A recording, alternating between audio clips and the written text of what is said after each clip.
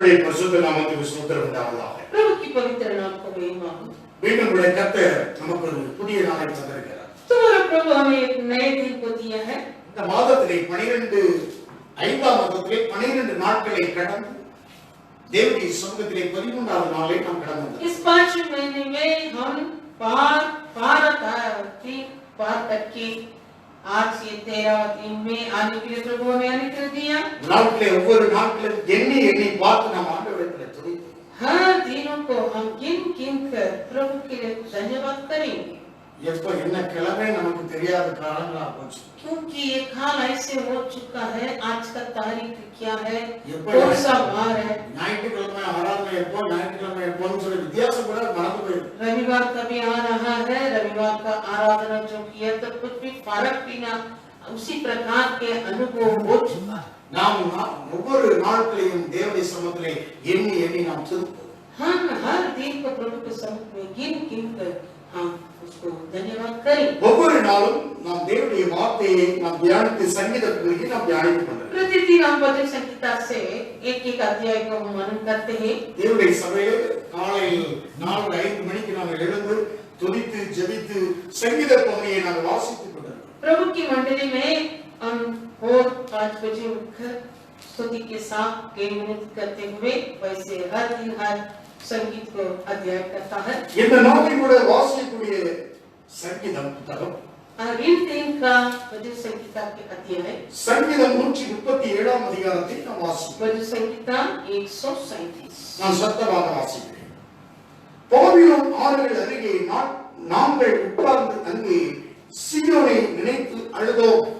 Babylon की नगरों के किनारे हम लोग बैठे और सिय्योन को स्मरण करके रो पड़े। அது நடுவில் இருக்கும் அலரி செடிகளின் மேல் எங்கள் கிண்ணறங்களை தூக்கி வைத்தோம். उसके बीच के मजनू वृक्ष पर हमने अपनी वीणाओं को टांग दिया। எங்களை ஸ்வரம் பிடித்தவர்கள் அங்கே எங்கள் பாடல்களையும் எங்களை பாவாக்கினவர்கள் மங்கள கீதத்தையும் விரும்பி சீயோனின் பாட்டுகளில் சிலதை எங்களுக்கு பாடுங்கள் என்று சொன்னார்கள். क्योंकि जो हमको बंदी बनाकर ले गए थे उन्होंने वहां हमसे गीत गवाना चाहा और हमारे रुलाने वालों ने हमसे आनंद चाहकर कहा, सिय्योन की गीतों में से हमारे लिए कोई गीत गाओ। கர்த்தரின் பாட்டை அந்நிய தேசத்தில் நாங்கள் பாடுவதெப்படி? हम यहोवा की गीत को पराये देश में कैसे गाएं? எருசலேமே, நான் உன்னை மறந்தால் என் வலது கை தன் தொழிலை மறப்பதாக. हे यरूशलेम, यदि मैं तुझे भूल जाऊं तो मेरा दाहिने हाथ सूख जाए। நான் உன்னை நினையாமல் எருசலேமே என் முக்கியமான மகிழ்ச்சியும் அதிகமாக எண்ணாமல் போனால் என் நாவு என் மேல்வாயோடு ஒட்டிக் கொள்ளலாம். यदि मैं तुझे स्मरण न रखूं, यदि मैं यरूशलेम को अपने सब आनंद से श्रेष्ठ न जानूं तो मेरी जीभ तालू से नीचे पड़ जाए। கர்த்தாவே, எருசலேமின் நாளில் ஏதோமின் புத்திரரை நினைவும் அவர்கள் அதை இடித்து போடுங்கள், அஸ்திவாரம் மட்டும் இடித்து போடுங்கள் என்று சொன்னார்கள். हे यहोवा, यरूशलेम के दिन को एदोमियों की विरुद्ध स्मरण कर कि वे कैसे कहते थे, डालो उसको नींव से ढा दो। பாபிலோன் குமாரத்தியே, பாவாய் போகிறவளே, நீ எங்களுக்கு செய்தபடி உனக்கு பதில் செய்கிறவன் பாக்கியவான். हे बाबिलोन, तू जो उजड़ने वाली है, क्या ही धन्य वह होगा जो तुझसे ऐसे ही बर्ताव உன் करे। குழந்தைகளை பிடித்து கல்லின் மேல் மோதி அடிக்கிறவன் பாக்கியவான். क्या ही धन्य वह होगा जो तेरे बच्चों को पकड़कर चट्टान पर पटक அவனுடைய दे। பரிசுத்த நாமத்துக்கு ஸ்தோத்திரம் உண்டாவதாக. प्रभु के पवित्र नाम को महिमा। இந்த அதிகாரத்துல 9 வசனங்கள் நாம் வாசிக்கிறோம். इस अध्याय में 9 वचन है। அநேகருக்கு அதிகமாக தெரிந்த வார்த்தை இந்த 2 வார்த்தையை அதிகமாக நாம் உபயோகப்படுத்தி இருக்கிறோம், அதிகமாக கேட்டிருக்கிறோம், அதிகமான தேவ வார்த்தையை நாம் இந்த வார்த்தையிலிருந்து கேட்டிருக்கிறோம். 5-6 வசனங்கள் हम इस अध्याय में अधिक से 5 और 6 वचन को हम कई बार सुना है। எருசலேமே, நான் உன்னை மறந்தால் என் வலது கையும் தன் தொழிலை மறப்பதாக. हे यरूशलेम, यदि मैं तुझे भूल जाऊं तो मेरा दाहिने हाथ सूख जाए। நான் உன்னை நினைக்காமல் எருசலேமை என் முக்கியமான மகிழ்ச்சியிலும் அதிகமாக எண்ணாமல் போனால் என் நாவும் என் மேல் வாயோடு ஒட்டி கொண்டிருக்கும். यदि मैं तुझे स्मरण न रखूं, यदि मैं यरूशलेम को अपने सब आनंद से श्रेष्ठ न जानूं तो मेरी जीभ दारू से चिपट जाए। அல்லேலூயா. हालेलुया। இங்கே வாசிக்க முடிகிறது.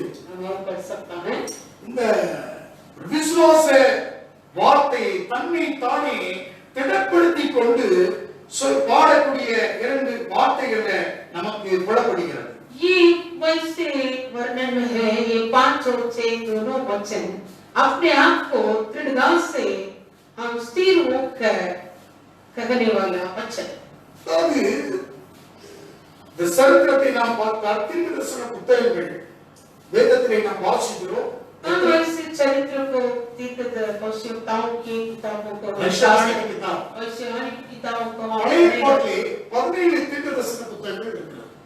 सुने नियम में 17 भविष्यवाणी की किताब है। 14 தீர்க்கதரிசிகளால் சொல்லப்பட்டது. वो 16 भविष्यवक्ताओं के द्वारा लिखा गया। அல்லேலூயா. हालेलुया। அத மூன்றாவது பிரித்து பார்க்கணும். उस किताबों को हम 3 भाग करना है। பழைய ஏற்பாட்டில் 17 தீர்க்கதரிசன புத்தகங்கள் இருக்கிறது. चुने नियम में 17 भविष्यवाणी का किताब है। 3 பகுதிகளாக தீர்க்கதரிசன புத்தகங்களை பிரிக்கிறது. उस 17 किताबों को हम 3 भाग करना है। ஏற்கனவே முன்னால எகிப்தில சிறைப்பட்டு போனாங்க, அது முடிஞ்ச கதை. क्योंकि पहले जो मिस्र देश में दासत्व में था वो तो हो चुका है। அந்த சிறையிருப்பிலிருந்து வெளியே வந்தார்கள். वो दासत्व से प्रभु छुड़ाकर इन लोग पार आया है। இரண்டாவதாக दूसरा நேபுகாத்நேச்சர் எருசலேமை முற்றுகையிட்டு नेबूकदनेस्सर यरूशलेम को घेर लेकर கிமு 586ல முற்றுகையிட்டு அத சிறைபிடித்து ஜனங்களை கொண்டு சென்றார்.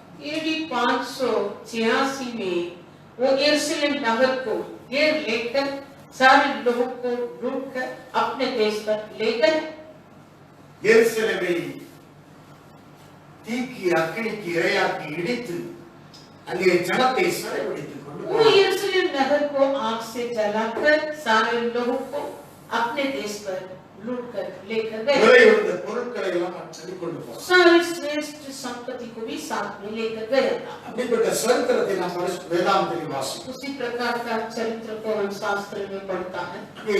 அதற்கு முன்பாகவே சிறைவிட்டு போறதுக்கு முன்பாகவே वैसे ये सब बंदगी में होने से पहले 70 வருஷம் பாபிலோனுக்கு தேவனுடைய ஜனம் சிறைவிட்டு போய்விட்டது. 70 बरस बाबिलोन में परमेश्वर के लोग बंदगी में हो चुका। அதற்கு முன்பாகவே 11 தீர்க்கதரிசிகள் தீர்க்கதரிசனம் அறிவித்தார்கள். ये लोग बंदगी में होने से पहले 11 भविष्यवक्ता ने भविष्यवाणी कहा। நீங்கள் எடுத்து வாசித்தால் अभी कल तक पढ़ेंगे।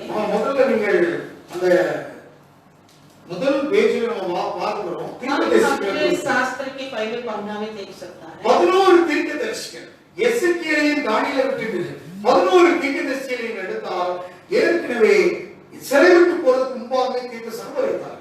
वो यिर्मयाह और दानियेल ये दोनों को छोड़कर यशायाह से 11 भविष्यवक्ता ने जो लोग बंदगी में होने से पहले भविष्यवाणी कहा था। சிறைவிட்டு போறதுக்கு முன்பாகவே தீர்க்கதரிசனம் அறிவித்தார்கள். दासत्व अनुभव में होने से पहले वाणी कहा था। ஆண்டவருடைய நாமத்துக்கு மகிமை உண்டாகட்டும். और की नाम की महिमा। 2 தீர்க்கதரிசிகள் और 2 भविष्यवक्ता ने சிறைவிட்டு போன காலங்களிலே தீர்க்கதரிசனம் जो அறிவித்தார்கள். बंदगी में था तभी भविष्यवाणी 70 வருஷம் சிறைவிட்டு போய்விட்டது. 70 बरस बंदगी में था। எரேமியா தீர்க்கதரிசன புத்தகம் 29:10ல 70 வருஷம் சிறைப்படும் என்று சொல்றார். यिर्मयाह अपने किताब में ये कहा था 70 बरस ये बाबिलोन देश में 29वां अध्याय 10वां वचन में आमेन। या सर 70 வருஷம் சிறைவிட்டு போகும்னு சொன்னார். 29 यिर्मयाह 29:10 में वैसा कहा था ये 70 बरस बाबिलोन देश में बंदगी में हो जाएगा। அதை வைத்து தான் தானியேல் கூட தானியேல் 9ஆம் அதிகாரம் 2வது வசனத்துல உபவாசம் 70 வருஷம் நிறைவேறுகிறது என்று சொல்லி அவன் உபவாசத்தை ஜெபித்தான் என்று பார்க்கிறோம். इसलिए इसके कारण दानियेल उस वचन को पढ़कर वो उपवास के साथ दानियेल दूसरा अध्याय में हम देख सकता है। दानियेल 9वां दूसरा में वो उपवास के साथ प्रार्थना 70 வருஷம் சிறைவிட்டு போயிருந்தார்கள். 70 बरस बंदगी में था। அந்த நாட்களில் தீர்க்கதரிசனம் உரைத்தார் தானியேல் எசேக்கியேல். उन दिनों में भविष्यवाणी करा था दानियेल एजेकियल। சிறையிருப்பு 70 வருஷத்துக்கு அப்புறம் திருப்பப்பட்டது. फिर वो 70 वर्ष के बाद वो बंदगी से छुड़ाया। மீதியா பெர்ஷியா அவருடைய கையிலே இந்த பாபிலோன் ராஜ்யத்தை ஒப்பு கொடுத்தார்கள். मेदिया और पर्सिया वो लोगों की हाथों में ये बाबिलोन राज्य को प्रभु ने सौंपा था। அவர்களை வெளியே கொண்டு வந்தார். फिर अपने प्रजा को बाहर ले आया था। ஹalleluya. हालेलुया।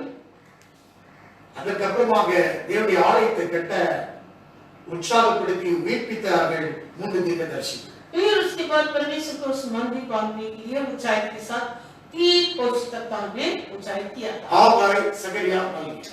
आगे जकरिया मलाकी। இந்த மூன்றாவது நீங்கள் புரியுது. वैसे हम 3 बात कर सकता है। சரியா இந்த புத்தகங்கள் தீர்க்கதரிசன புத்தகங்கள் உங்களுக்கு விளங்கும். तभी हम पढ़ते समय ये भविष्यवाणी की किताबों को हम अच्छे से समझ सकें। 11 தீர்க்கதரிசிகள் ஏற்கனவே சிறை விட்டு போறதுக்கு முன்பாகவே தீர்க்கதரிசனம் உரைத்தார். 13 वर्षता में जो बंदगी में होने से पहले वाणी कहा था। 2 தீர்க்கதரிசிகள் தீர்க்கதரிசனம் உரைத்தார்கள் சிறை விட்டு போன காலங்களில். और जो बंदगी में था तभी 2 वर्षता ने भविष्यवाणी कहा था। 3 தீர்க்கதரிசிகள் ஆகாய், சகரியா, மல்கியா சிறையிருப்பு திருப்பப்பட்டதுக்கு அப்புறமாக தீர்க்கதரிசனம் உரைத்தார். और आगे जकरिया और मलाकी ये तीनों बंदगी से छुड़ा कर ले आने के बाद இந்த வசனத்தை நாம் பார்க்கிறோம். हम यहाँ देखता है சங்கீதம் 187 அதிகாரத்தில் வாசிக்கிறோம். वचन संहिता 137 वाक्य முதலாவது வசனத்திலே கவனித்தோம். पहला वचन। பாபிலோன் ஆறுகள் அருகே நாங்கள் உட்கார்ந்து அங்கே சீயோனை நினைத்து அழுதோம். बाबिलोन की नगरों के किनारे में हम बैठकर वहां सिय्योन को स्मरण करके रोया था। அது நடுவில் இருக்கும் அலரி செடிகள் மேல் எங்கள் கிண்ணறங்களை தூக்கி வைத்தோம். और उसके बीच के मजनू वृक्षों पर हमने अपने वीणाओं को टांग दिया। எங்களை சிறைபிடித்தவர்கள் அங்கே நாங்கள் பாடல்களையும் எங்கள் பாவாக்கினவர்கள் மங்கள கீதத்தை விரும்பி சீயோனின் பாட்டுகளில் சிலரை எங்களுக்கு பாடுங்கள் என்று சொன்னார்கள். क्योंकि जो हमको बंदी बनाकर ले गए थे उन्होंने वहां हमसे गीत गवाना चाहा और हमारे बुलाने वाले ने हमसे अनंत चाहत तक कहा सिय्योन की गीतों में से हमारे लिए कोई गीत गाओ। இங்கே கவனிக்க வேண்டும். सुनिए। பாபிலோன் அருகே ஆறுகள் அருகே நாங்கள் உட்கார்ந்து அங்கே சீயோனை நினைத்து அழுதோம். बाबिलोन की नगरों के किनारे में हम लोग बैठकर वहां सिय्योन को स्मरण करके அது நடுவில் இருக்கும் அலரி செடிகள் மேல் எங்கள் கிண்ணறங்களை தூக்கி வைத்தோம். और उसके बीच के मजनू वृक्षों पर हमने अपने वीणाओं को टांग दिया है। ஹalleluya. हालेलुया। என்ன சொல்றது? இங்கிலீஷ்ல எப்படி போட்டுருக்குது? டாம் टांग டாம். दिया। ஹalleluya. அது நடுவில் இருக்கும் அலரி செடிகள் மேல் எங்கள் கிண்ணறங்களை தூக்கி வைத்தோம். उसके बीच में जो है वो मजनू वृक्षों पर हमने अपने वीणाओं को टांग दिया है। இந்த கிண்ணறத்தை எங்க தொங்க போட்டாங்க. वैसे ये वीणा को टांग दिया। அதாவது இங்க கவனிக்க வேண்டும். सुनिए। ஏன் அந்த எடுத்து வாசிக்கலாம். ஏசாயா 44:4 வாசிக்கலாம். ஏசாயா 44:4 ஏசாயா பேசின புத்தகம் ஏசாயா 44:4. 44:4 அதனால் அவர்கள் புள்ளி நடுவே நீர்க்கால்களில் ஓரத்தில் உள்ள அலரி செடிகளைப் போல வருவார்கள். वे उन मजनूओं के समान बढ़ेंगे जो धाराओं के पास घास के बीच में होते हैं। அதாவது புள்ளி நடுவே நீர்க்காலின் ஓரத்தில் அலரி செடி வளரும். அலரி मतलब घास के बीच में जो होते हैं वो मजनू वहां पड़ता है। இந்த அலரி செடி என்று சொல்லப்பட்டிருக்கிறது. ये मजनू वृक्ष करके लिखा। இது எங்க வளரும்? ये कहाँ पड़ता है? இது ஒரு ஆறுகள் அருகே நீர்க்கால்கள் ஓரத்திலே ஆறுகள் அருகே புல்கள் நடுவே அந்த விருட்சம் மரம் வளரும். ये नदियों के किनारे में और घास के बीच में ये मजनू वृक्ष पड़ता है। ஹalleluya. हालेलुया। அது வளரும். वो ऐसे उगता है। அதுல அவர்கள் அந்த கிண்ணறத்தை தொங்க விட்டுட்டு उसी वृक्ष पर वो लोग अपने वीणाओं को टांग कर சீயோனை நினைத்து அழுகிறார். सिय्योन के स्मरण करके रोया। அவர்கள் அருகே உட்கார்ந்து उसी नदी के किनारों அந்த மரத்தின் நிழலில் அருகே उसी वृक्ष के छाया पर அதை தூக்கி அந்த கிண்ணறத்தை மாட்டிட்டு वहां अपने वीणाओं को टांग कर அதை வாசிக்கல, वो वीणा न बजाया था, அதை இசைக்கல, वीणा नहीं बजाया, அழுது சியனை நோக்கி இணைத்து அழுகிறார். सिय्योन के वो स्मरण करके रोया। ஹalleluya. हालेलुया। சிறைபிடித்தவர்கள் அங்கே வந்து சொல்ற பாடல்களை நீங்கள் பாடுங்க, நீங்க பாவாக்கிறவர்கள் மங்கள கீதத்தை விரும்பி சியோன் பாட்டுகளை சிலதை எங்களுக்கு பாடுங்கன்னு சொல்றாங்க. जो हमें बंदी में न बनाकर ले गया था, वो लोग हमारे वो गीत गवाना चाहा था, इसलिए वो लोग जो हमें रुलाया, वो लोग आनंद चाहकर कहा हमारे लिए वो सिय्योन नगर के गीतों से कुछ गाओ। சியோனின் கீதங்கள் முழங்கும், सिय्योन पर गीत को ध्वनि हो, தேவனுடைய மகிமை இறங்கும். परमेश्वर का तेज उतरेगा। ஹalleluya. हालेलुया। அப்படிப்பட்ட சியோனிலே கீதங்கள் முழங்கின. उसी प्रकार उस सिय्योन पर परमेश्वर का उस गीतों उतने जयजयकार के ध्वनि के अनुसार होता था। சியோன் கீதங்கள் மங்கள கீதங்களை விரும்புகிறார்கள். वो हमारे सिय्योन की गीतों पर चाहत था। ஹalleluya. हालेलुया। அவர்கள் துக்கத்தோடு ஒரு துக்கமாயிருந்தால் வேதம் சொல்கிறது ஒரு துன்பப்பட்டால் ஜெபம் பண்ண கடவுள். शास्त्र कहता है यदि कोई दुख हो तो वो प्रार्थना करे। யாக்கோபு எழுதின நிருபம் याकूब 5ஆம் அதிகாரம் याकूब की पत्री 5वां अध्याय 13வது வசனத்தை வாசிக்கிறோம். 13वां वचन। உங்களில் ஒருவன் துக்கப்பட்டால் ஜெபம் பண்ண கடவுள், ஒருவன் மகிழ்ச்சியாக இருந்தால் சங்கீதம் பாட கடவுள். यदि तुम्हें कोई दुखी है तो वह प्रार्थना करे, यदि आनंदित है तो ஒருவன் के वचन गाओ। துன்பப்பட்டால் ஜெபம் பண்ண கடவுள். यदि कोई दुखी हो तो वो प्रार्थना करे। சங்கீதம் எப்போ பாடணும்? गीत कभी गाना है। யாக்கோபு என்ன சொல்றாரு? याकूब में क्या लिखा है? ஒருத்தன் துன்பப்பட்டால் ஜெபம் பண்ண கடவுள். नीचे। ஹalleluya. हालेलुया। ஒருவன் மகிழ்ச்சியாக இருந்தால் சங்கீதம் பாட கடவுள். याकूब ने ऐसे लिख रहा है, यदि कोई आनंदित हो तो वो स्तुति के भजन गाओ। அவர்கள் சியோனை நினைத்து அழுது கொண்டிருக்கிறார்கள், परंतु वहां ये लोग सिय्योन की ओर स्मरण करके रोया था, புலம்பிக் கொண்டிருக்கிறார்கள். वो विलाप कर रहा था। எரிகிற தீயில எண்ணெய் ஊத்துற மாதிரி जो आग जल रहा है उस आग पर तेल डालेगा तो कैसा होता है? அவர் அங்காரம் बढ़ आमेन। இன்னும் கொஞ்சம் எரிய வைக்கலாம். இன்னும் அதிகமா எரியும்। நீ காவிங்க, सुनिए। எங்களை சிறைபிடித்தவர்கள் எங்கள் பாடல்களை எங்கள் பாடாக்கிறவர்கள் மங்கள கீதத்தை விரும்பி சியோனின் பாட்டுகளை சிலதை எங்களுக்கு பாடுங்கள் என்று சொல்கிறார். जो हमको बंदी बना के ले गए थे, उन्होंने वहां हमसे गीत गवाना चाहा और हमारे रुलाने वाले हमसे आनंद चाह कर कहा कि उनके गीतों में से हमारे लिए कोई गीत गाओ। கர்த்தரின் பாட்டை அந்நிய தேசத்தில் நாம் பாடுவது எப்படி? हम यहोवा की गीत को पराए देश में कैसे गाएं? அந்நிய தேசத்திலே பாடாமல் அந்த அலரி செடியில அந்த हाँ, கிண்ணறத்தை हाँ। தொங்க விட்டாங்க.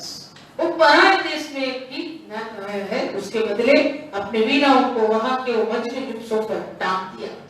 ஆனாலும் தன்னை திடப்படுத்தி கொண்டு விசுவாச வார்த்தைகளை சொல்லுகிறார். परंतु अपने को स्थिर से खड़ा करके विश्वास के वचनों को நாளொன்று வரும், एक दिन आएगा, எருசலேமே, यरूशलेम, நான் உன்னை மறந்தால் என் வலது கை தன் தொழிலை மறப்பதா? यदि मैं तुझे भूल जाऊं तो मेरा दाहिने हाथ सूख जाए। நான் உன்னை நினையாமல் எருசலேமே என் முக்கியமான மகிழ்ச்சியும் அதிகமாக எண்ணாமல் போனால் என் நாவு என் மேல் வாயோடு ஒட்டி கொள்கிறது. यदि मैं तुझे स्मरण न रखूं, यदि मैं यरूशलेम को अपने सब आनंद से श्रेष्ठ न जानूं तो मेरी जीव तालू से चिपट जाए। ஹalleluya. சிறைப்பட்ட இதுல போய் जो बंदगी के अनुभव में தேவனை அவமானப்படுத்தி அவன் பாடுறதுக்கு விரும்பல. परमेश्वर को ऐसे சீயோனின் ஜெயகீதம் பாடப்படும்.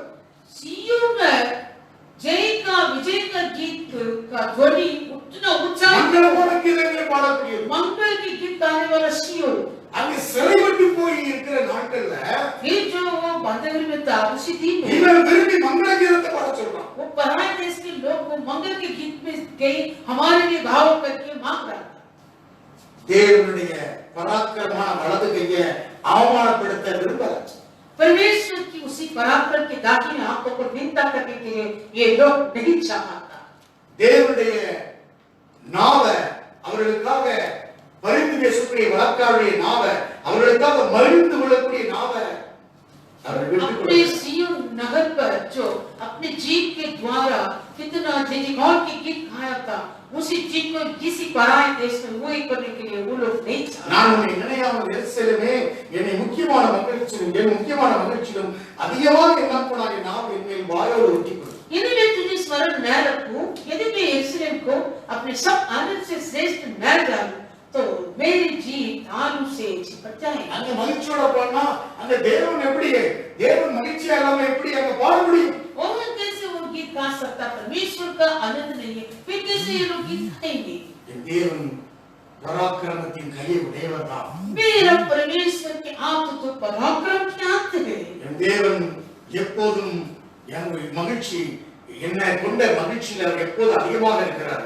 मेरे परमेश्वर सर्वदा मेरे द्वारा आनंद से रहता है। Hallelujah, hallelujah. ஆண்டவருடைய நாமத்துக்கு மகிமை உண்டாகட்டும்। की नाम की महिमा। இந்த எருசலேமை குறித்து इस यरूशलेम के बारे में சிறைப்பட்டு போனவர்கள் जो बंदगी में हुए वो लोग, அவர்கள் அவ்வளவாக விசேஷித்த தேவனுடைய மகிமையை அனுபவித்தவர்களாக இருக்கிறார்। उतना श्रेष्ठ पहले परमेश्वर की उस महिमा पाया और लोग தேவனுடைய மகிமையை அனுபவித்திருக்கிறார்। परमेश्वर की महिमा को पहले वो लोग उतना अनुभव किया, ஆகவே அங்கே அவர்கள் சொல்லுகிறத इसलिए वो लोग ये बंदगी में कहता है சிறைப்பட்டு போய் சிறைப்பட்டு போனவர்களை பாடச் சொல்கிறார்। जो बंदगी में हुआ है वो लोगों के बीच में गीत गाने सुनाने के लिए चाहत करता है। அவர்கள் உட்கார்ந்து சீயோனை நினைத்து அழுகிறார்। वो लोग उसी नगर के किनारे में बैठकर सियोन का स्मरण करके रोया। ஒரு வாஞ்சித்து वैसे मन के மானானது நீருடைய வாஞ்சித்து जैसे हरिणी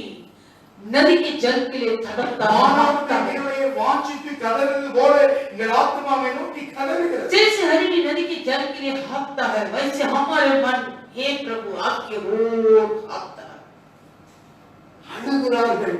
वैसे रोने पर அலறி செடி அந்த கிண்ணறங்களை தூக்கி மாட்டி வைக்கப்பட்டது। वो मजनू वृक्ष के वृक्ष पर अपने अपने वीणाओं को टांग दिया। அந்த கிண்ணறத்தை பார்த்து பார்த்து அழுகிறார்கள்। उस वीणा को देख देख कर रोने लगा। அந்த கிண்ணறம் மாட்டப்பட்டிருக்கிறது। उस वीणा को देख देख நாங்கள் எவ்வளவாக சந்தோஷமாக மகிழ்ச்சியாக இருக்கிறோம்। हम कितने आनंद और महान हो सकता। இந்த லாக்டவுனான காலங்கள்ல इस लॉकडाउन के दिन நீங்கள் கூடாரங்களில் சிறைப்பட்டு அனுபவம் வந்திருக்கலாம்। तुम सभी अपने अपने तंबुओं पर बंद करके நாங்கள் தேவ சபையாக கூடி ஆராதிக்க முடியாது போய்விட்டதே। हम ऐसे परमेश्वर की मंडली में इकट्ठे होकर आराधना करना नहीं हो रहा। கிண்ணறத்தை பார்த்து பார்த்து அழுகிறார்கள்। वीणाओं को देख देख कर रोने लगा। கிண்ணறத்தை தொங்க விட்டுட்டு वो वीणा को टांग कर அதன் செடி மேல் தொங்க விட்டுட்டு अपने वीणाओं को वहां के मंच में சீயோனை நினைத்து அழுகிறார்கள்। वहां सियोन को स्मरण करके रोने लगा। தேவனை எவ்வளவாக நாங்கள் துதித்து பாடி ஆராதித்து மகிமை செலுத்தினோம்। हे प्रभु, हम आपको कितने स्तुति के साथ धन्यवाद के जय जयकार के गीत गाया। எங்களுக்கு இப்படி பெரிய ஒரு தண்டனை, हमें इतना बड़ा दंड मिला, எங்களுக்கு இப்படிப்பட்ட ஒரு சரி இருப்பா हमें इतना बड़ा बंदगी, எப்போது திருப்பப்படும் ये बंदगी कभी இப்படி लगता है। அங்கலாய்த்துக் கொண்டிருக்கிறார்கள்। वैसे अपने अपने मन में तड़प रहता, भाव रहता। அந்த பாட்டை நாங்கள் எப்போது உங்களுடைய சன்னிதானத்தில் வந்து பாடுவோம்। फिर से वो सियोन की गीतों को हम कभी आपके सामने எருசலேம் गाएंगे। மகாராஜாவுடைய நகரம், यरूशलेम महाराजा का नगर, அந்த சீயோனிலே வாசம் செய்வாரே, वो महाराजा सियोन पर निवास करता था। நீ பாடுவது எப்படி? हम ये पराए देश में कैसे गाएंगे? என்னை அவர் ஒருபோதும் மறக்கல। वो मुझे कभी न भूलता। தன்னை பலப்படுத்திக் கொள்கிறார்। वैसे ये लोग अपने आप को दृढ़ किया। தாவீது தன்னையே தானே பலப்படுத்திக் ये கொள்கிறார்। लोग वहाँ नगरों के किनारे में बैठकर अपने आप को दृढ़ किया। தாவீது தன்னை தானே பலப்படுத்திக் கொண்டான் என்று வாசிக்கிறோம்। 1 சாமுவேல் 30ஆம் அதிகாரத்தில் நாம் வாசிக்கிறோம்। पहला सामुएल 30वां अध्याय 6வது வசனம்। पहला सामुएल 30 சட்டுவா. தாவீது மிகவும் நெருக்கப்பட்டான். சகல ஜனங்களும் தங்கள் குமாரத்தின் நிமித்தம் மனக்லேசமானதினால் அவனை கல்லெறிய வேண்டும் என்று சொல்லிக் கொண்டார்கள். தாவீது தன் தேவனாகிய கர்த்தருக்குள்ளே தன்னை திடப்படுத்திக் கொண்டான்। अब दाऊद बड़े संकट में पड़ा, क्योंकि आनंदित होकर उस पर पथराव करने की चर्चा कर रहे थे, परंतु दाऊद ने अपने परमेश्वर यहोवा को स्मरण करके यहोवा தன்னுடைய சொந்த ஜனங்களே, अपने पुत्र அவரோடு கூட இருந்த ஜனங்களே, जो दाऊद के साथ था वो लोग கல்லறிய வேண்டும் என்று दाऊद पर पथराव करने சொல்லிக் கொண்ட போது कर रहा था, தனித்து விடப்பட்ட மரணம். वैसे अकेले छोड़ा गया हमको।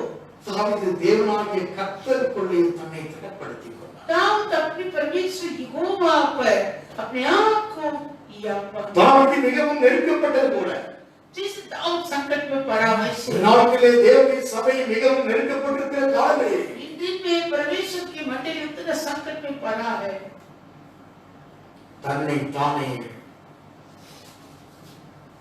கர்த்தருக்குள் திடப்படுத்திக் கொண்டார். अपने आप को प्रभु पर दाऊद தேவனாகிய கர்த்தருக்குள் தன்னையே நீங்கள் திடப்படுத்தக்கூடிய காலம். हम भी अपने आप को प्रभु यहोवा पर हिया पाने वाला समय है। அங்கே திடப்பட்டார்கள்.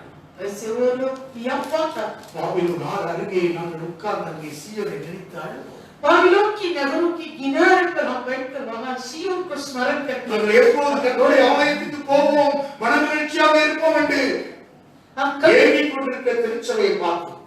वैसे हम कभी परमेश्वर के मंदिर में कलीसिया में जाएंगे, वहां आनंद के साथ कभी हम गीत गाएंगे, वैसे करने वाले सारे लोगों के वो அழுகிறாங்க. वहां रोने पड़ा। ஆண்டவரே, நாங்கள் எத்தனை ஆராதனைகளை நாங்கள் இழந்து வேலைக்கு போய் வேலையை ஷடவுன் பண்ணாம நான் எத்தனையோ ஆராதனை இழந்திருக்கிறேன். अभी ये लोग ऐसे स्मरण करके रोता है, हे प्रभु मैंने जो अपने कामों को सड़न नहीं किया था, कितने कामों के कारण मैं परमेश्वर के आराधना पर आना छोड़ दिया है, எத்தனையோ காரியத்தை நான் வேற விஷயத்தை மறந்துட்டேன்.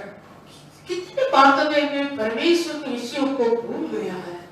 ஆலயத்தை இன்னைக்கு ஆராதனை இல்லாம ஷடவுன் பண்ணி கிடக்கிறாங்க தான் ஆலய வாஞ்சை நிறைவேறுகிறது. जब आराधना बिना ऐसे कलीसिया सड़न हुआ, तभी कई लोगों का मन में तड़प आ रहा है, चावत आ रहा है कलीसिया में जाना है। எல்லாரும் தேவனுடைய வார்த்தை, தேவனுடைய ஆலயம், தேவ ஜனங்கள் ஐக்கியம் இப்போதான் நாம் நினைவு கூர்ந்து अभी हम स्मरण करता है कि सेवकों के बारे में और सेवकाई के बारे में, परमेश्वर की कलीसिया वहां होने वाला आराधना सारी बातों में கர்த்தருடைய ஆலயத்திலே கூடி ஆராதிக்கிறது போல ஒரு மகிமை வரலாம். परमेश्वर के कलीसिया पर इकट्ठा होकर आराधना करता, उसी के अलावा एक तेज एक महिमा कहाँ भी नहीं मिलता। தாவீது தன்னை தானே அவன் திடப்படுத்திக் கொண்டான். दाऊद अपने परमेश्वर पर अपने आप को हिम्मत बांध, மிகவும் நெருக்கப்பட்ட காலம், बहुत संकट में पड़ा था दाऊद, மிகவும் நெருக்கப்பட்ட காலத்திலே बहुत संकट में पड़ा हुआ दिनों में என்னை அவர் மறத்தா வலது கை தொழுத மறந்து போல. यदि मैं उस यरूशलेम को भूल जाऊं, ஏவன் சொல்கிறாரு, அதாவது தேவன் என்னை மறந்தா அவர் வலது கையின் தன் தொழிலை மறந்தது போல. यदि परमेश्वर मुझे भूल जाओ तो मेरा दाहिने हाथ सूख जाएगा। அல்லேலூயா. हालेलुया। என் கவனிங்க, सुनिए, வலது கை दाहिने हाथ தேவன் சொல்கிற போல அவர் தன்னை திடப்படுத்திக் கொள்கிறார். जैसे தேவன் அவரோட சொன்னது போல தன்னை திடப்படுத்திக் கொள்கிறார். आमीन। परमेश्वर उन लोगों की ओर कह रहा करके वो लोग अपने आप को यहोवा था। நான் உன்னை மறந்தால் என் வலது கை தன் தொழிலை மறப்பதா. परमेश्वर ऐसे लोगों की ओर कह रहा है, ये यरूशलेम यदि मैं तुझे भूल जाऊं तो मेरा दाहिने हाथ सूख जाए। வலது கை பராக்கிரம் செய்யக்கூடிய, दाहिने हाथ के द्वारा पराक्रम का काम होता है। வலது கையில பராக்கிரம் உண்டு. दाहिने हाथ में पराक्रम की काम है। அல்லேலூயா. हालेलुया। வலது கை தன் தொழிலை மறந்தது போல.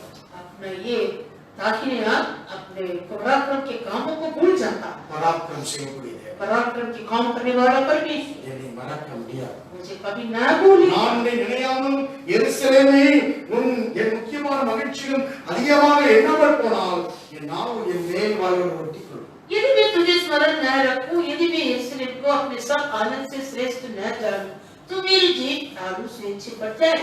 உன்னை நினையாம எண்ணாம நான் ஏதோ சந்தோஷப்பட்டா என் நாவு என் வாயோடு ஒட்டிக்கொள்ளும். अगर मैं तुझको स्मरण बिना और तुझको मुझको कुछ गिन पिना रहेगा तो मेरा ये जीत मेरे तालू से चिपट जाएगा। தன்னை தானே திடப்படுத்திக் கொள்ளக்கூடாது. अपने आप को याद मानने वाला समय தன்னை தானே திடப்படுத்திக் கொள்கிறார். अपने आप को याद मानना था।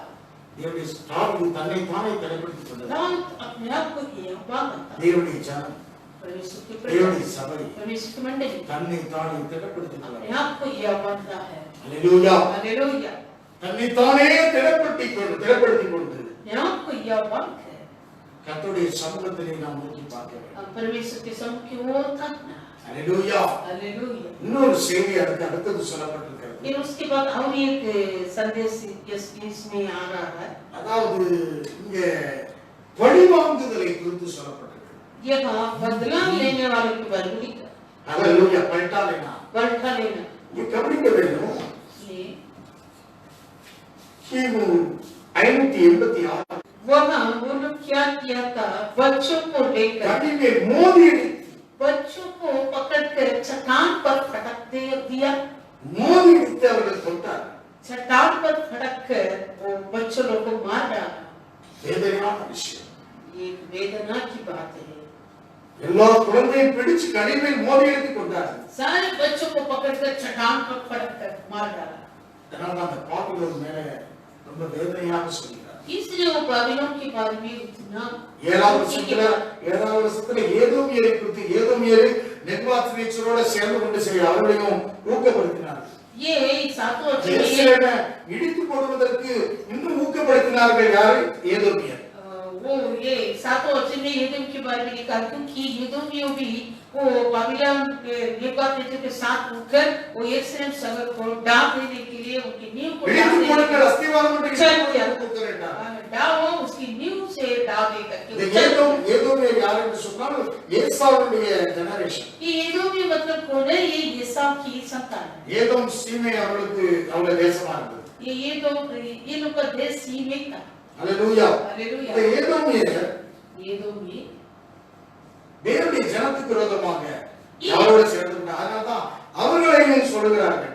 ये एदोमियों भी परमेश्वर की प्रजा के विरोध से वो नेबूकदनेस्सर के संग रहता था, इसलिए एदोम के बारे में भी यहाँ लिखा। பாபிலோன் குமாரத்தி பாவாய் போகிறவளே, நீ எங்களுக்கு செய்தபடி உனக்கு பதில் செய்கிறவன் பாக்கியவான். हे बाबिलोन, तू जो उजड़ने वाले है, क्या ही धन्य होगा जो तुझसे ऐसे ही बर्ताव करेगा जैसे तूने हमसे किया है। உன் குழந்தைகளை பிடித்து கடிமை மோதி இடிக்கிறவன் பாக்கியவான்.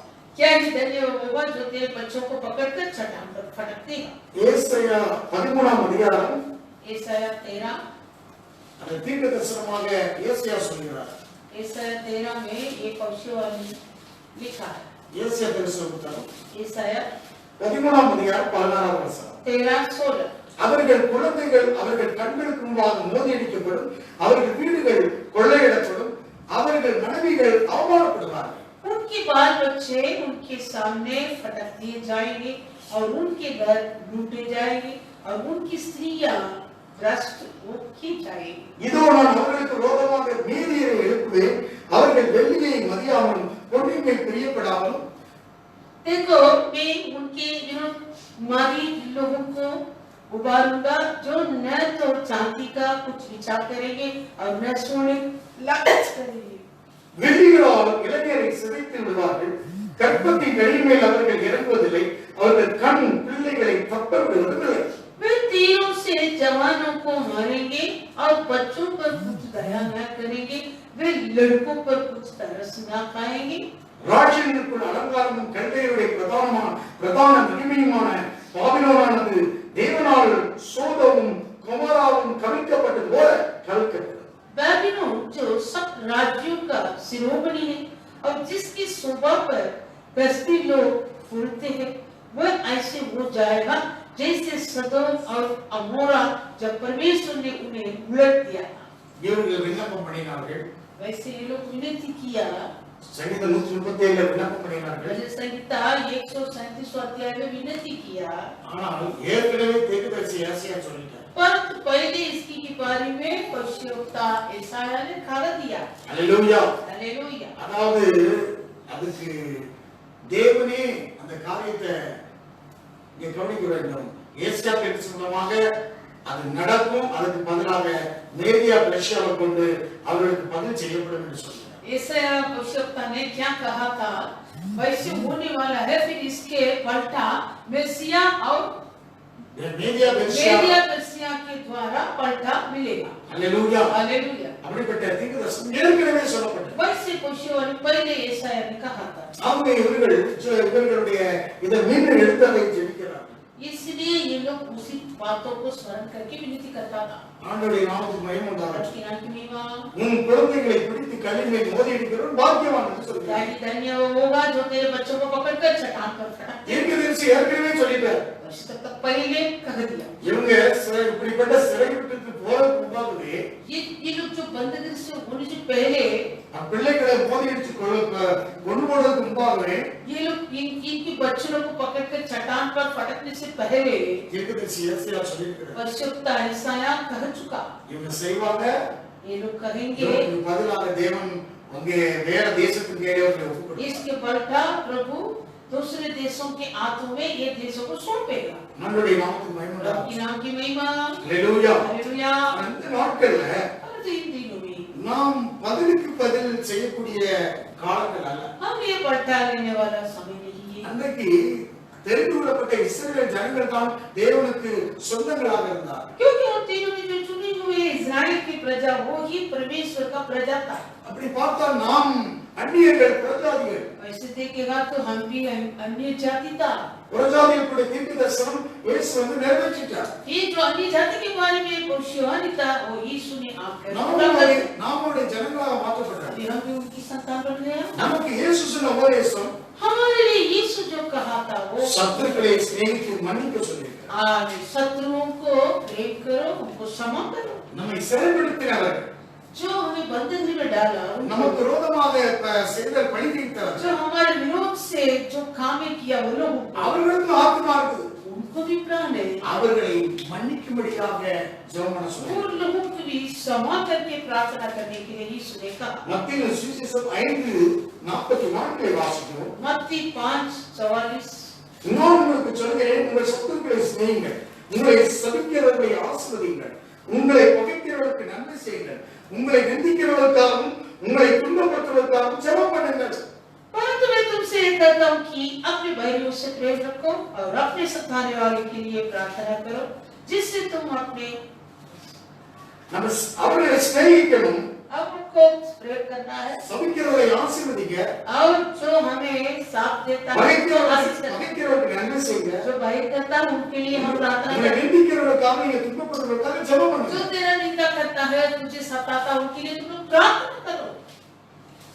வேதம் சொல்லுகிறது, शास्त्र कहता है நீ தீமையை நன்மையால் வெல்லு.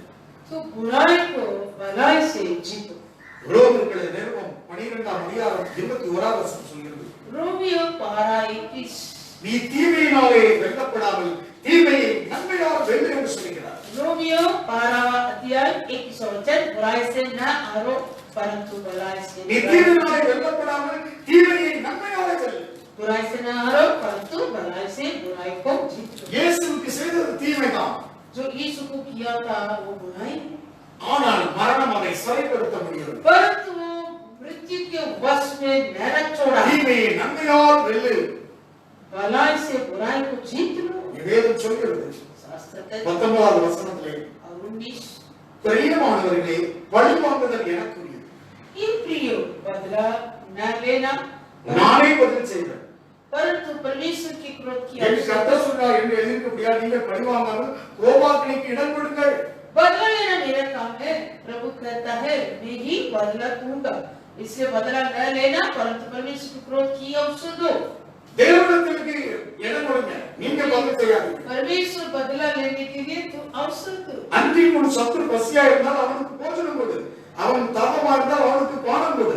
நீ இப்படி செய்வதனால் அக்கினி தழலை அவன் தலையின் மேல் குவிப்பான். परंतु यदि तेरा बैरी ही भूखा हो तो उसे खाना खिला, यदि प्यासा हो तो उसे पानी पिला, क्योंकि ऐसे करने से तू उसके सिर पर आग के अंगारों को ढेर आएगा. அவன் நாம் சத்துருக்களை சிநேகிக்கக்கூடிய காலம். हम हमारे शत्रुओं को प्रेम करने वाला समय. நமக்கு இது இயேசு கிறிஸ்து இந்த பூமியில நியாயப்பிரமாணத்தை நிறைவேற்றத்தான் வந்தார். हमें यीशु मसीह इस धरती में व्यवस्था को पूरा करने के लिए आया। உபாகமம் 32:35 வாசிக்கிறோம், பழிவாங்குதல் எனக்குரியதுன்றார். व्यवस्था विवरण 32 32:35 व्यवस्था विवरण 32-35 எடுத்து வாசிக்கலாம். உபாகமம் 32ஆம் அதிகாரம் 35ஆம் வசனம். व्यवस्था विवरण 32-35 வாசிக்கலாம். पलटा लेना और बदला देना मेरा ही काम है। பழிவாங்குதல் பதிலளிப்பது எனக்குரியது என்று சொல்லிட்டார். पलटा लेना और बदला देना मेरा ही काम। ஏற்ற காலத்தில் அவருடைய கால் தள்ளாடும், அவருடைய ஆபத்தால் சுயந்திருக்கிறது, அவர்களுக்கு நேர்ந்த காரியங்களை தீவிரத்துவார். उनकी पांव फिसलने के समय प्रकट होगा, क्योंकि उनकी विपत्ति का दिन निकट है और जो तुम उन पर पड़ने वाले हैं वे शीघ्र आ रहे हैं। பழிவாங்குதல் கர்த்தருடையது. पलटा लेना प्रभु का है, நானே பதில் செய். मैं ही बदला दूंगा। பழிவாங்குதல், पलटा लेना, பதிலுக்கு பதில் செய்வது, बदला देना அது கர்த்தருடையது, वो प्रभु का है, நமக்கு இது கிடையாது. वो हमारा नहीं। அல்லேலூயா. हालेलुया। மூன்று காரியம், பழிவாங்குதல், तीन बातें हैं, பதில் செய்வது, न्याय। நியாயம் செய்தல். இது நியாயத்திற்கு செய்தல். तीन बातें हैं, पलटा लेना और बदला देना और न्याय चुकाना। இது மூன்று கர்த்தருடையது. ये तीनों प्रभु का है। பழிவாங்குதல் உன்னுடையது கிடையாது. पलटा लेना तेरा नहीं, நியாயத்திற்கு செய்தல் உன்னுடையது கிடையாது. न्याय चुकाना तेरा नहीं, பதில் செய்து பதிலுக்கு பதில் செய்வது உன்னுடைய கிடையாது. बदला देना भी तेरा नहीं। இயேசு பதிலுக்கு பதில் செய்யவில்லை. यीशु बदला नहीं किया। வேதம் சொல்லுது, शास्त्र कहता है, ஒன்று பேதுருக்கு எழுதின நிருபம் पहला पत्रस எடுத்து வாசிக்கலாம். निकालकर ஒன்று पढ़ेंगे। பேதுரு 3ஆம் அதிகாரம் पहला पत्रस 3 9வது வசனத்தை வாசிக்கிறோம். 9वां वचन। தீமைக்கு தீமையும் உதாசனத்துக்கு உதாசனத்தையும் சரிகட்டாமல் அதற்கு பதிலாக நீங்கள் ஆசீர்வாதத்தையும் சுதந்திரத்துக் கொள்ளும்படி அழைக்கப்பட்டவர்கள் என்று அறிந்து ஆசீர்வதிங்கள். बुराई के बदले बुराई मत करो और न गाली के बदले गाली दो, पर इसके विपरीत आशीष ही दो, क्योंकि तुम आशीष के वारिस होने के लिए बुलाए गए हो।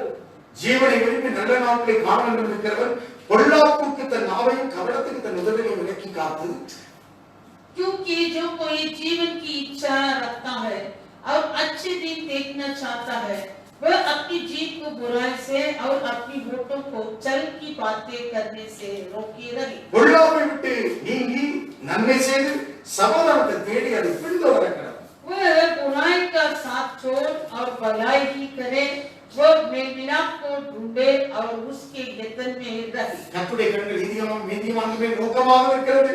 क्योंकि प्रभु की आंखें धर्मियों पर लगी रहती है அவருடைய செவிகள் அவருடைய வேண்டுதலுக்கு கவனமாக இருக்கிறது. और उसके कान उनकी विनती की ओर लगे रहते தீமை हैं, செய்கிறவர்களுக்கோ கர்த்தருடைய முகம் விரோதமாக இருக்கிறது. परंतु प्रभु बुराई करने वाले के विमुख रहता है। நீங்கள் நன்மையை பின்பற்றவானால் உங்களுக்கு தீமை செய்கிறவன் யார்?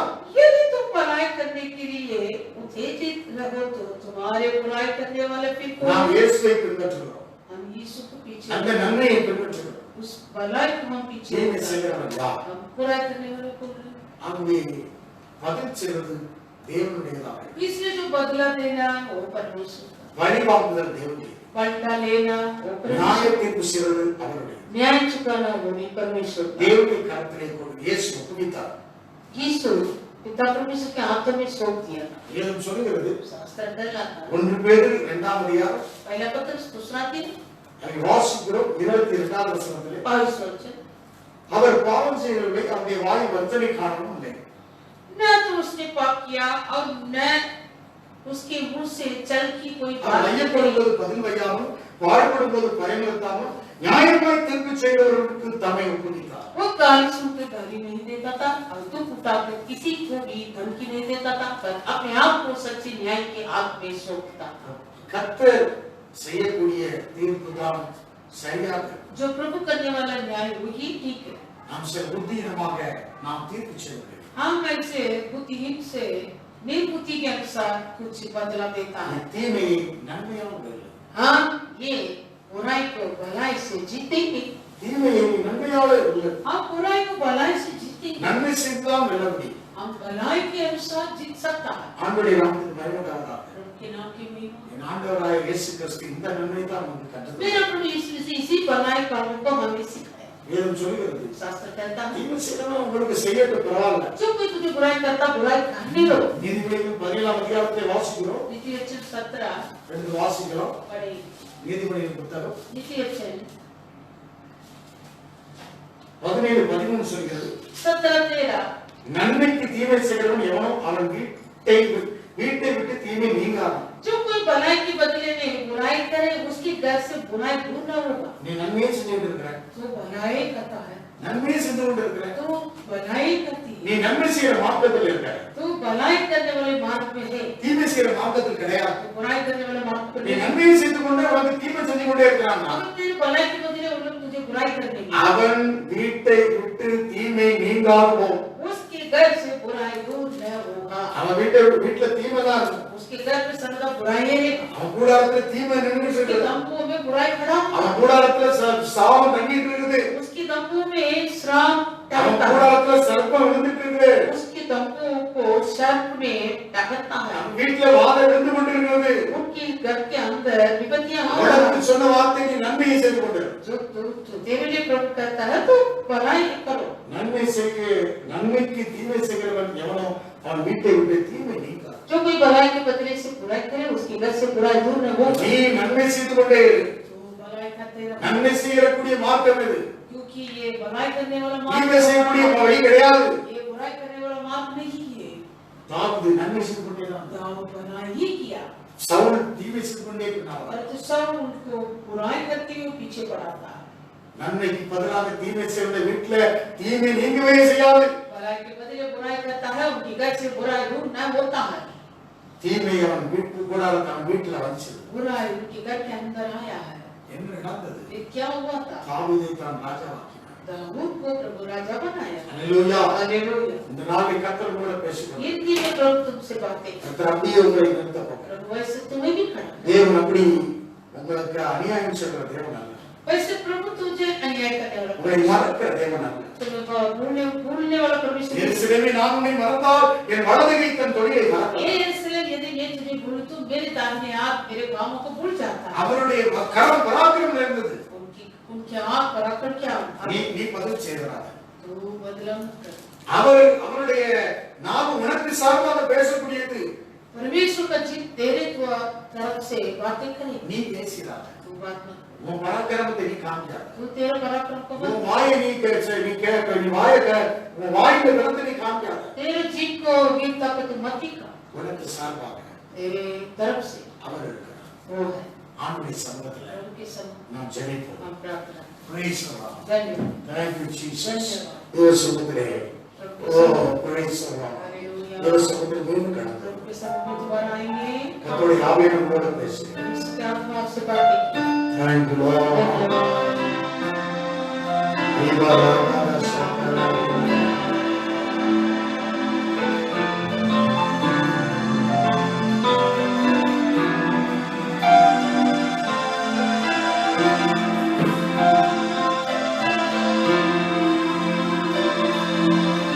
கர்த்தர் உன்னோடு கூட பேசுற வார்த்தைகள் உங்களுக்கு जो प्रभु अभी तुझसे बातें किया वचन को उनके हाथों में सौंपेंगे, மெய்யாவே உன்னோடு இடைப்பட்டிருக்கிறார். सब प्रभु तुझसे बातें की। ஆற்றண்டையில இருந்து சீயோனை பார்த்து அழுதார். जैसे वो नदी के किनारे में बैठकर सियोन के स्मरण करके रोया था, கிணறுகளை தொங்க விட்டு பார்த்து பார்த்து அழுதார். अपने वीणाओं को टांग कर उसको देख देख कर रोया है, ஏன் ஏங்கி அழுதார்? तड़प तड़प कर रोया है। ஆனால் என் தேவன் परंतु मेरे परमेश्वर பராக்கிரம் செய்யக்கூடிய கரம், पराक्रम करने वाला उनके हाथ, அவருடைய கரம் நீட்டப்படும். उनके हाथ को बढ़ाई, அவருடைய நாவு उनका जीव எங்களுக்காக வழக்காடு, हमारे लिए बातें करे। எங்களுக்காக முகமுண்டாக்குறா, எங்களுக்காக வழக்காடு, परमेश्वर का जीव हमारे लिए मुकदमा करे, எங்களுக்காக வழக்காடு, हमारे लिए मुकदमा करे, எங்களுக்காக हमारे लिए பராக்கிரம் செய்கிற தேவன், पराक्रम करने वाला, எங்களுக்காக வழக்காடுற தேவன் हमारे लिए मुकदमा लड़ने वाला परमेश्वर இருக்கிறார். है। நாளுக்கு வரும் एक दिन आएगा, நாங்கள் சீயோனில் ஓடி ஜெயகீதங்களை பாடுவோம். हम भी सियोन पर आकर विजय की गीत गाएंगे। நாங்கள் சீயோனில் போய் ஜெயகீதங்கள் மங்கள கீதங்களை பாடுவோம். हम सियोन पर जाकर जय की मंगल की गीत गाएंगे। என் தேவன் मेरा परमेश्वर ஜெயத்தை தருகிற தேவன். विजय देने वाला எங்களை அழைத்தவர் உண்மை. हमें बुलाया वो सच அப்படியே செய்யும். वो इस पर ही करेगा உங்களுக்கும் அப்படியே செய்யும். तुम्हें भी वैसा உங்கள் சிறையிருப்பை திருப்பப்படும். तुम्हारे बंधुओं को लौटाएगा தேவன் தன்னுடைய சிறையிருப்பை परमेश्वर திருப்பினார். अपने लोगों के बंधुओं को लौटाया था மீண்டும் ஆண்டவருடைய நாமத்தை மகிமைப்படுத்தினார். फिर से वो लोग परमेश्वर के नाम को महिमा किया था சிறையிருப்பை திருப்பப்படும். बंधुओं को लौटाएगा நீங்கள் தீமைக்கு நன்மை செய்வதாக மாறும். तो बुराई के बदले भलाई करो தீமைக்கு தீமை சரிகட்ட வேண்டாம். बुराई के बदले बुराई मत करो கர்த்தர் உங்களை நேசிக்கிறார். प्रभु तुझे प्रेम करता है அவருடைய வலதுகரம் பராக்கிரமம் செய்யும். पिताओं के हाथ पर अपने काम करता है நீதிமானுடைய கூடாரத்துல धर्मियों की तब हो எச்சிப்பின் கம்பீர சத்தம் உண்டு. मान की ध्वनि हो रहा है அவருடைய வலதுகரம் பராக்கிரமம் செய்யும். पिताओं के हाथ पर अपने काम அந்த நாளை பராக்கிரமம் செய்யும். दिन में भी बराबर के काम होगा